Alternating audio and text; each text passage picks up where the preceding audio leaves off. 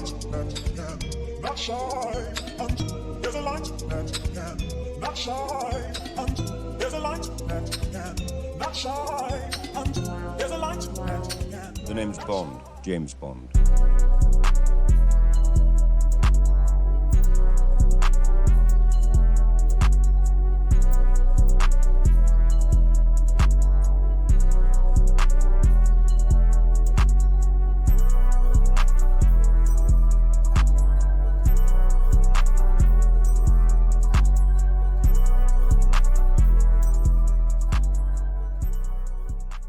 Can you beat Fallen to Vegas as a spy? What does this mean exactly, and what rules are in place for this run? So, for this run, I must only use silenced weaponry and one-handed melees.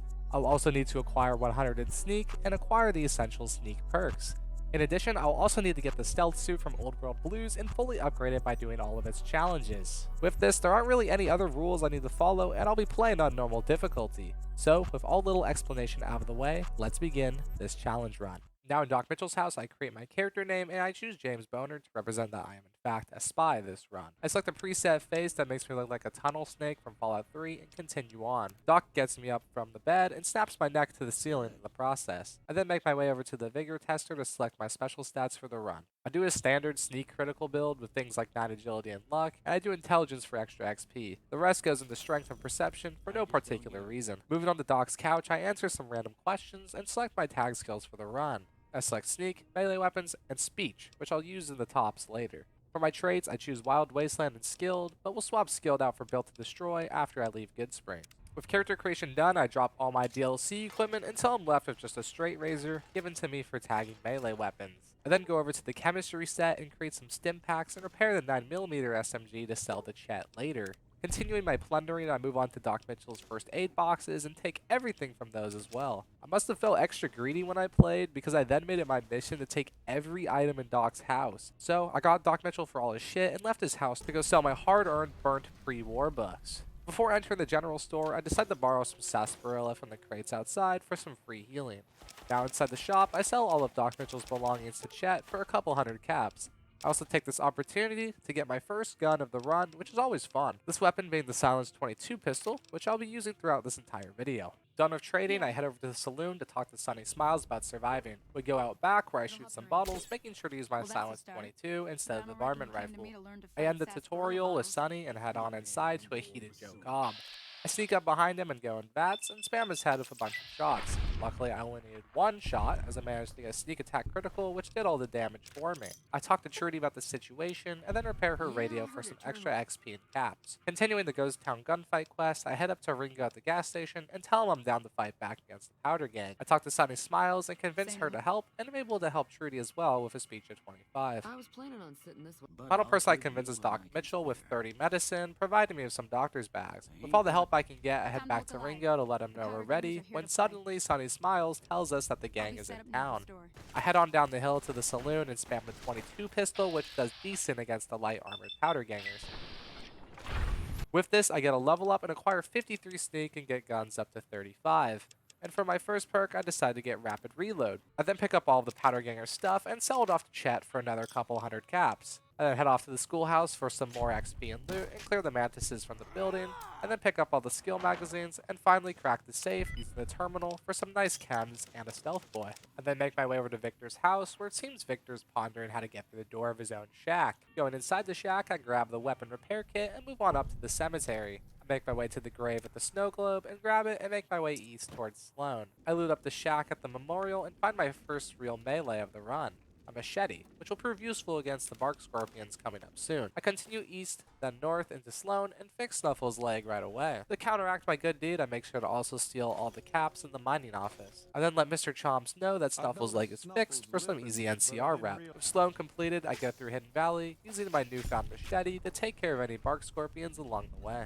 After trading through Hidden Valley, I make my way to Black Mountain and stop by Neil's shack to say hello. I then continue on towards the Indiana Jones shortcut, making sure to loot up the NCR soldier at the bottom for his outfit. I then dodge bear traps and make my way past the boulder through the mountain path. Continuing on, I mark the substation for later, and the soldiers try their best to run up a 90-degree wall. Moving north, I discover the 188 training post and head over to the Repconn facility. I enter the building and take the tour to get to the key card, which will lead me to the upper floors, but my tour guide short-circuited and stopped right at the door, so I have to put him out of his misery with a machete. With the key in hand, I open the door and head to the employee section to grab the employee key card. I make my way to the third floor and convince the robot that I'm an executive by just saying ice cream. With the luck skill check passed, I make my way to the collapsed part of the roof and grab the Brotherhood holotape that I came here for. All done with Repconn, I make my way towards Camp McCarran and make my way up to the monorail. But before going there, I pay a visit to Major Datry, I don't know, and discuss the quest revolving around bounties on 3 distinct fiends. I accept his mission and will come back to it later, but for now, I need to get on the monorail. Utilizing the disguise I acquired from the NCR soldier back at Black Rock Mountain, the soldiers let me right through onto the monorail, leading me right to the strip. First place I go is to the top, so walk in about 20 feet to discover Benny's location, grants me a bunch of XP and level ups. I use this to get 30 speech to convince Swank to have my weapons. For one of my level ups, I also get a perk and throw into intense training to get agility to 10 to help with guns and sneak. With level ups done, I talk to Swank, let him know Benny is a rat, and I receive my weapons back to me. However, before I go straight for Benny, I backtrack onto the strip and talk to Mr. Holdout outside of Gomorrah. I buy up all of his 22 rounds and then return back to the tops. I get the high ground above Benny and start shooting away with my tiny 22 pistol. The damage output isn't great, but with critical hits and stealth, meaning they don't know where they're being shot from, makes this a really easy fight. I then go down the stairs and finish off Benny for good. I then loot up Benny and take Maria to sell later at the Gunrunners. With the platinum chip acquired, I get a level up and get to choose a perk. With this, we get one of the best perks for this challenge run, the Professional, which you may recognize from the thumbnail. The perk essentially gives us an extra 20% damage when doing a sneak attack critical, which already does a shit ton of damage, so this perk is going to be nuts. After getting the perk, I go to loot Benny's bodyguard and get another gun for the run, which is the Silenced 22 SMG. Honestly, this thing doesn't hit the same like the pistol does. Maybe I'm just tweaking, but whenever I use this thing, I swear my damage output was worse, and I used up so much more of my ammo. Anyway, I also decided to pick up the clothing of the guards to see if I can look more like a spy, but I ended up looking more like a Redditor than anything else. With upvotes aside, I leave the tops and run into Volpez, telling me to hit Caesar's line, which I'll do soon. But first, I need to talk to my future employer, Mr. House. So, I enter the Lucky 38 and make my way to the top floor where he's located. But before talking to him, I speak to his hot Securitron and turn in my snow globe for some easy caps. Now talking to Mr. House, I piss him off by edging him the platinum chip, which really seems to get under his skin. I eventually give in and give him the chip, but he punishes me for my misconduct by sending me down to his basement to watch his boring-ass Securitron demonstration. After being trapped in an old man's basement, we speak about what's next for me, and he orders me to the fort to use the platinum chip. So, I head out, but before I do, I grab the snow globe in the cocktail lounge, and then work with the followers of the apocalypse to bug the tower. So, I go back inside and find a terminal to plant the bug. Unfortunately, we discover that it instantly went offline, providing no information, but it does provide me some XP. Continuing the trend of snow globes, I go to the old Mormon fort and grab the snow globe in there. Moving towards the north gate of Freeside, I decide to kill Ordis, the fraudulent security guard, despite having no plans of working with the Kings. However, I forgot to put back on some armor and he actually wins the 1v1. So, the answer is no, you cannot beat Fallout New Vegas as a spy. Jokes aside, I try again with the 22 SMG and successfully put him down. And the guy who was escorting loots him up right away, so fair play to him, finders keepers. Ordis did have something good for me though, which was his combat knife, which is much better than the straight razor I've been using. Anyway, I leave Freeside and decide to go to the Crimson Caravan. And since we're on the way there, I'd like to thank you guys for all the support in the previous videos, especially the Preston Garvey run. At the time of recording this, it's almost at like 12,000 views, which is pretty insane.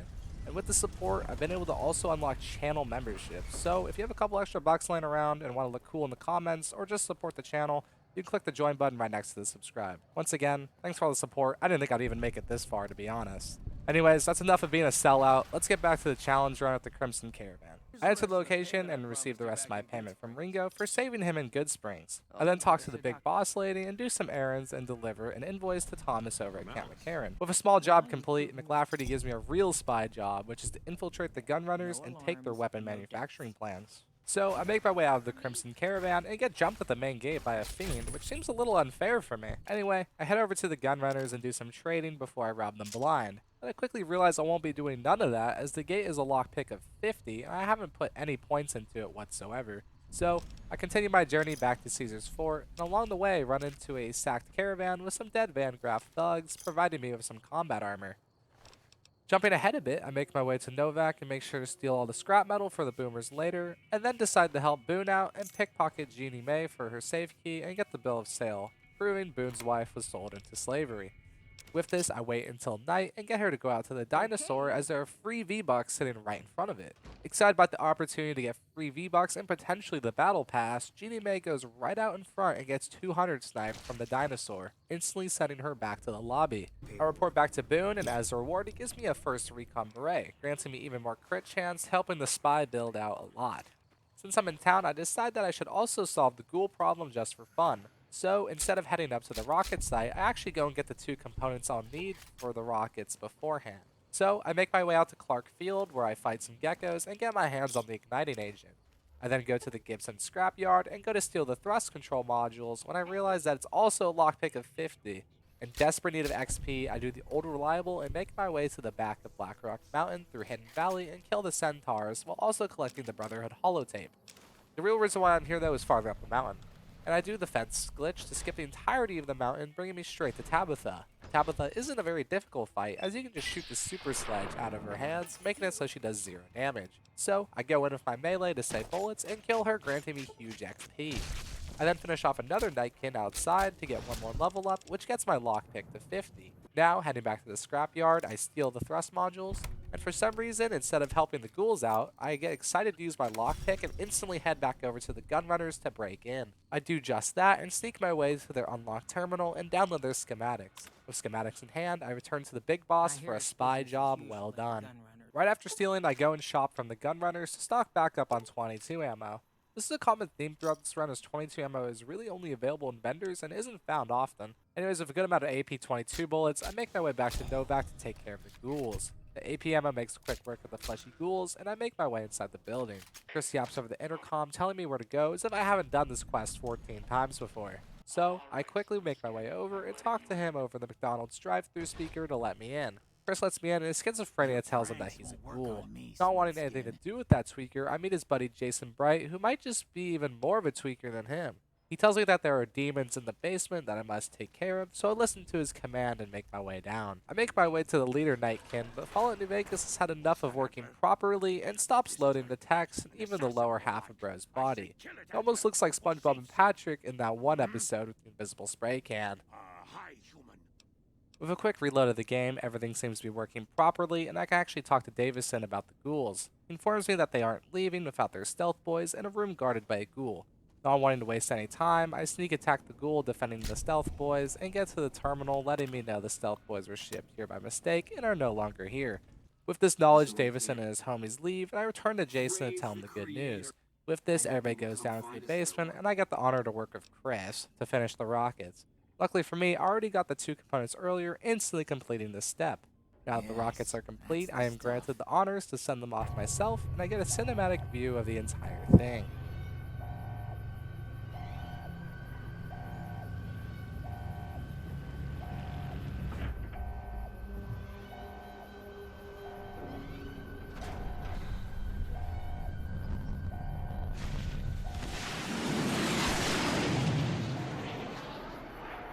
I'm finally done getting sidetracked, and I'm doing what Mr. House told me to do forever ago and make my way to the fort. Along the way, I take out some geckos and get a level up, giving me the finesse perk, which basically means I'm overpowered now. Moving on, I'm almost at Cottonwood Cove when I trip on a rock going down a steep hill and die tragically.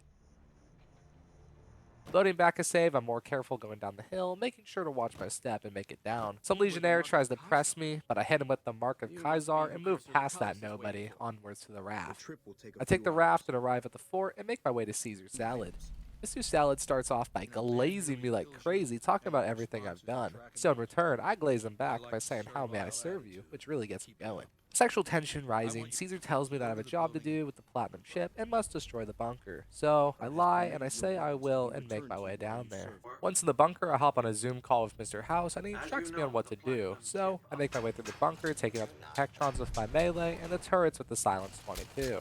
I finally make it to the operations console and insert the platinum chip into the device, upgrade the Securitrons to the Mark II. I make my way back out, collecting scrap metal from the protectrons that I forgot to loot earlier, and report back to Caesar. Caesar knows no better and trusts me that I destroyed the bunker without having any of his men actually go to double check. Moving on, I make my way back to Mr. House and turn in my snow globes once again for more caps. Mr. House then informs me of the boomers and that we need their support. On my way out, I stop by Mr. Holdout again for some more ammo and the gun runners again for the same reason. With ammo collected, I make my way out to Nellis and stop by the shack outside where I find a goated food item, the gecko kebab, which gives me 1 health for 40 whole seconds. Leaving the refrigerator, I head out and actually don't kill George on sight like I usually do, but instead I bet with him that I can make it through the bombardment. So I make my way through, sticking to the cliffside all the way up to the main gate. I then get sent to Pearl, and I'm tasked to help around as much as I can, but first I sneakily take some combat armor from the locker to repair my current set. Before helping the boomers, I make sure to get my bag and talk to George again for my caps. With caps acquired, I decide that his life ends here anyway, not by me, but by the boomer Howitz. So I scare him into fleeing into the boomer territory where he's shelled, and I pick up the last bit of caps on his body.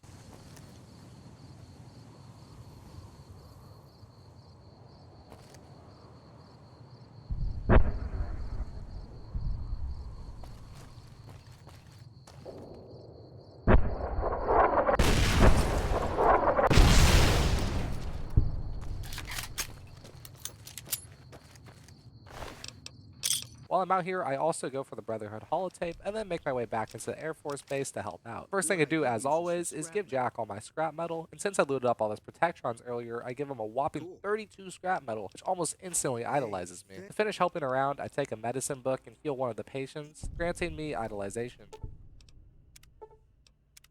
I report back to Pearl, and she allows me to work on the crash bomber now. I report to Loyal to call him a creep by saying lady in the water, and then make my way out to Lake Mead to attach the ballast to the aircraft. When swimming, I turn my camera around to find some creatures following me. Unfortunately for them, they cannot attack me in water, and they eventually leave. With a long swim complete, I dive down and attach both the ballast to the crash bomber. I then make my way towards the shore and use Loyal's detonator to send the bomber up to the surface. I report back to Loyal to tell him the good news, and then ask Pearl she'll help me in a future fight, which she obviously agrees to. I then fast travel back to the strip gate, where I get jumped by a bunch of thugs. Unfortunately for them, they're messing with James' boner, and he may or may not have a combat knife and combat armor.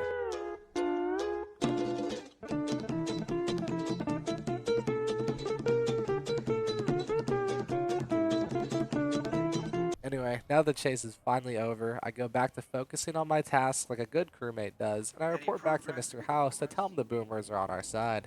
Well done. The boomers' firepower may prove an advantage when the battle for Hoover Dam comes around. Now it was time to gear up for an important assassination trifecta. So, with all the caps I've been saving up, I buy Sleepy Time, the suppressed 10mm SMG, which is my endgame weapon for this character. With this weapon in hand, it's time to take down the fiends, starting with Driver Defy. He rushes me with a piece of metal, so I shoot 30 rounds of metal into his stomach and legs, taking him out and claiming his intact head.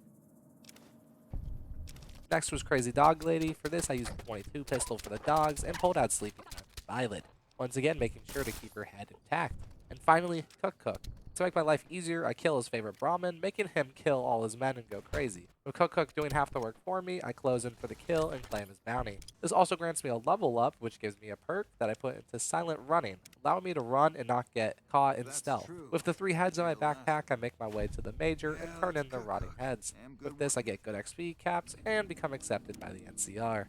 My endgame weapon acquired, I decided it was time to go for my endgame armor, the Stealth Suit Mark II in Old World Blues. So I fast traveled to Goodsprings to head south to the drive-in theater to enter the DLC. On the way, I make sure to take out Barton Thorn and then some powder gangers as well. Jumping ahead a bit outside of Nipton, I run into the gunfight over the star bottle caps and take care of Jacqueline. Thomas then tells me the stars are valuable, so I decide to take him out as well. Next, I enter Nipton and see Oliver Sandwich dancing in the distance. He must have seen me though as he starts sprinting towards me incredibly fast, and I'm forced to take him out, barely surviving the encounter. I then make my way to the Midnight Drive-In and wait for the sad light to turn on. Unfortunately, when waiting, I get jumped by Malcolm Holmes, and he forces me to take self-defense and take him out as well for his bottle caps. That's not a good idea.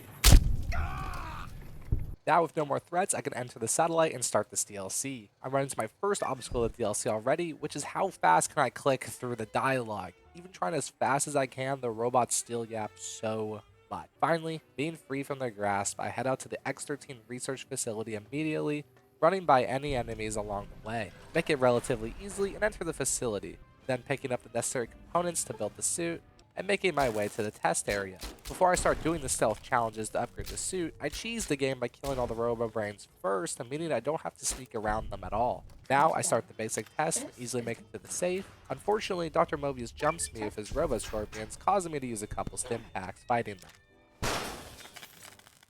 Now, with the scorpions gone, I start the advanced test, which is more of the same, except with a little laser at the end I need to go above. Still, very easy. Walking over the last laser, I easily make it to the safe and go back to start the expert test. This one adds proximity mines, but I can simply just run through quick enough and not have to worry about them at all, easily making it to the safe. And finally, the robot compliance test. This one is very simple, just requiring me to disable the robo brains, so I promptly sneak up behind them and get all three with relative ease. With all the tests complete, I get the fully upgraded stealth suit and go to the reward safe to claim some nice rewards.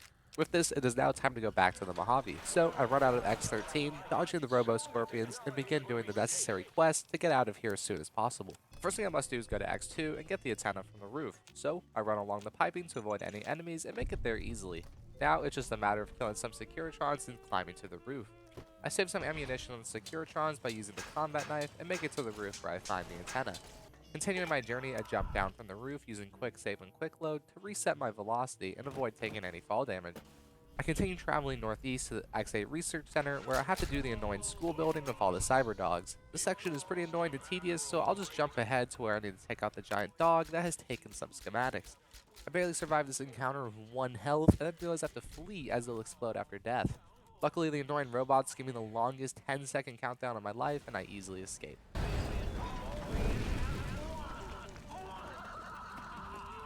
I find the schematic I need in a digging spot and head out back to the sink to go yap a lot more and tell them I've done what they wanted.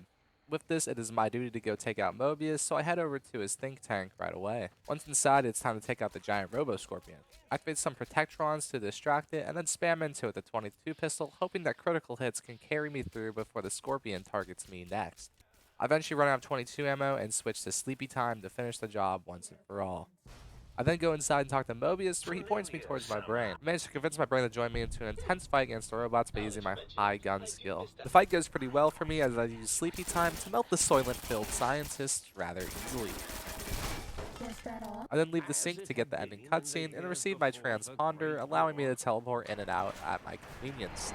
So now I travel back to the Mojave and onto the strip to return doing missions for Mr. House. I go to the Gomorrah and get some information from the receptionist, and I'm told Kachino is the guy I'm looking for. I pickpocket his journal where he writes down all his crimes, so people like me can blackmail him into working with me to take down the bosses. First step is to talk to Troik, who's been smuggling in the weapons to Gomorrah. He tells me that he can help me if I get him out of his contract, so I talk to Big Sal and pay 300 caps to get him out. Returning back to Troik, I let him know his contract is up, and he provides me with some thermite to destroy the weapons. So I go into the armory, looting the guns to sell for caps, and then place the thermite.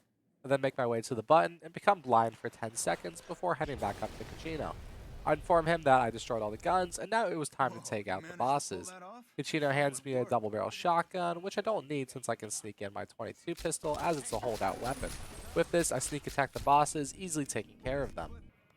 With this completed, I leave Gomorrah and run into a family-friendly dance party happening right outside. Distractions aside, I make my way back to Mr. House to inform him the threat is eliminated. He then tells me that there's one final threat for me to take care of, the Brotherhood of Steel.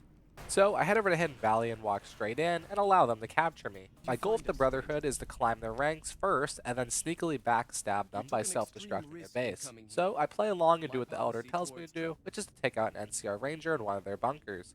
I try to sneak in, but he sees me and we have a small talk before I sneak attack him in the back of the head with my SMG. I report back to Elder, and he isn't too happy that I straight up murdered him, but accepts my help anyway. Elder tells me I need to go check in on 3 scouts around the Mojave and get their information. I do this rather quickly, with the last scout requiring me to hunt some geckos. With a stomach full of gecko meat and the scouts' reports collected, I head back to the Elder to report my information. My next task from the Elder is a lengthy one, as I need to repair the bunker's AC unit. Unfortunately, their air conditioning only being found in vaults, and it won't be a simple fix. So I report with the lead AC guy, and he tells me where to go to find this stuff. So I load up at the gun runners for the 10th time this playthrough and make my way to the first vault, Vault 11. This one was super quick and easy, as all I had to do was make it to the lower floor and swim around to find the first component. Now, the second hardest vault, located in Fiend territory. I start by clearing out the top side with the Silence 22, then moved inside. Once inside, a Fiend tells me to leave, but I say no thanks and kill everybody. Right when I think I'm almost done with this vault, I realize I need a key to actually make it to the room with the part. So more Fiend slaughter for James Boner. I finally make it deep in the vault and reach Daniel, who has the key. This actually is the same Daniel from the Damn Daniel meme all those years ago, and unfortunately developed a drug addiction and started living with the Fiends. Anyway, I take his white vans and move on to the area I need to go. I make my way to Motor Runner and spray him down with the SMG, making quick work of him and his dogs, and then collect the part from the locker. I then leave the vault, and some NCR Ranger has the audacity to tell me he was going to take out Motor Runner himself, so I put a bullet in the back of his head for even talking to me like that. Now, it was time for the last vault. Let me tell you, I hate this vault with a passion. Every time I go in here, I get lost and have no idea how to get to the cave.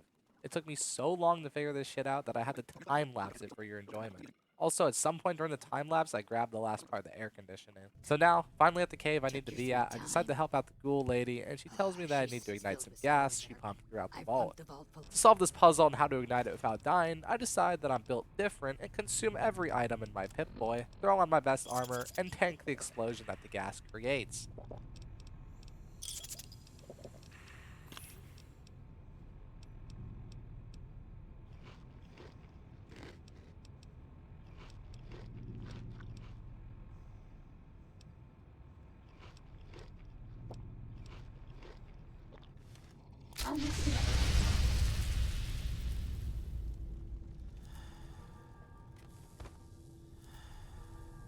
Now, I return back to her and we delete the files of the research done in the vault. I return back to Camp McCarran to claim my reward for saving the ghoul, and then make my way back to the Brotherhood base to finally get some cold air running through the base. With this, I ask the Elder if I can now join the Brotherhood, but he says I must do a final challenge and go to Blackrock Mountain to do something with the radio.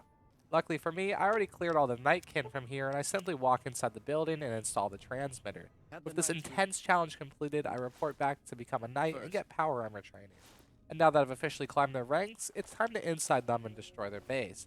I start by pickpocketing Elder McNamara, then Head Paladin, and then Head Scribe Taggart. With the 3 keycards, I create a self-destruct password, enter the terminal, and rig the base to explode.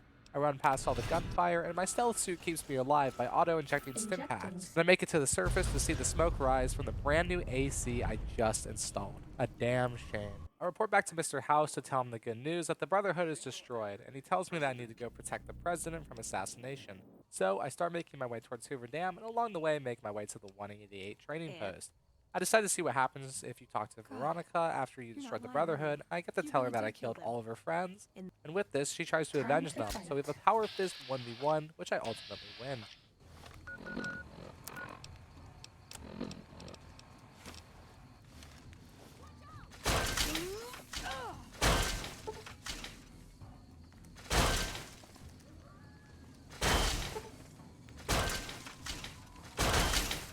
This will keep you on your feet. Was that all? With melee 1v1s over, I finally make it to Hoover Dam and speak to Ranger Andy to get briefed on protecting the President. After a quick briefing, I tell him that everything looks fine and the President arrives. As he arrives, I go up to the sniper tower and get jumped by a Legion spy. Luckily, me and the other NCR Ranger take him out easily, and I use the radio to call off the speech. Next was the engineer who I pickpocketed the detonator off of, but I get caught lacking and he makes it past me and kills a Ranger.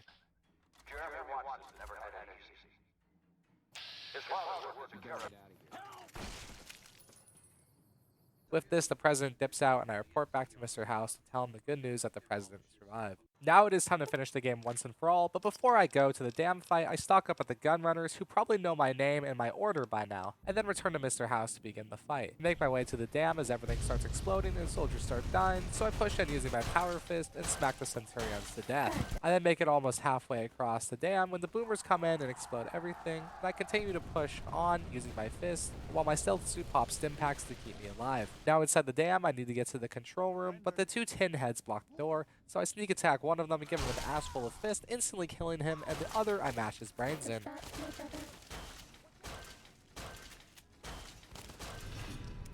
This grants me access to the room, and I install the override chip. I then mindlessly bash my way through the Legionnaires to the damn power switch and activate it and make my way out back to the surface. I push through with my Securitrons and use sleepy time to make it to the camp. Sleepy done. Fighting now. Was that all?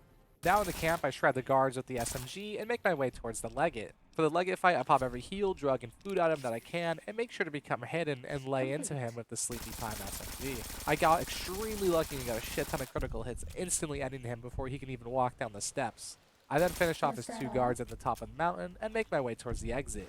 The gate explodes, I meet with General Oliver, and we talk until we can't reach an agreement, and I let my Securitron army take out him and all his men. With this, I beat Fallen New Vegas as a spy. And if you made it this far, thanks for watching, and subscribe if you want to as well. Anyway, that does it for me, and I'll talk to you guys in the next video.